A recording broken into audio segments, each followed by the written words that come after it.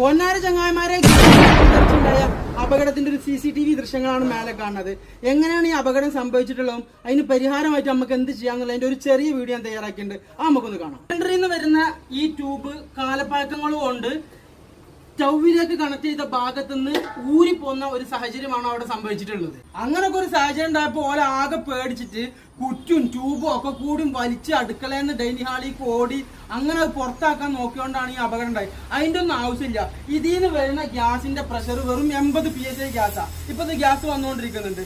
ഇത് ഈ ഒരു തള്ളം വിരലോണ്ട് ഇങ്ങനെ അമർത്തി പിടിച്ചാൽ നിൽക്കാവുന്ന പ്രഷർ ഇതിലുള്ളൂ. അതിനുശേഷം നമുക്ക് റെഗുലേറ്ററിന്റെ നോബ് ഓഫ് ആക്കിയാൽ ഈ അപകടം ഒഴിവായി കിട്ടും. കുറ്റിയെടുത്ത് പുറത്തേക്ക് ഓടാനോ വേറെ ഒന്നും ശ്രമിക്കേണ്ട ആവശ്യത്തിനില്ല. ഇത്ര അപകടങ്ങൾ വരാണ്ടിരിക്കാൻ വേണ്ടിയിട്ട് നമ്മൾ ശ്രദ്ധിക്കേണ്ടത് ഫസ്റ്റ് കുറ്റി വീട്ടിന് പുറത്ത് വെക്കാൻ വേണ്ടി ശ്രമിക്കുക. 2 ട്യൂബ് ഒരു 5 വർഷമാണ് വാലിഡിറ്റി ഉണ്ടാവുക. അത് ആ ഒരു പീരീഡിൽ തന്നെ മാറ്റാൻ ശ്രമിക്കുക. വല്ല വിള്ളലോ പൊട്ടലോ അങ്ങനെ എന്തെങ്കിലുമൊക്കെ വന്നാൽ അതിന് മുമ്പേ മാറ്റുക.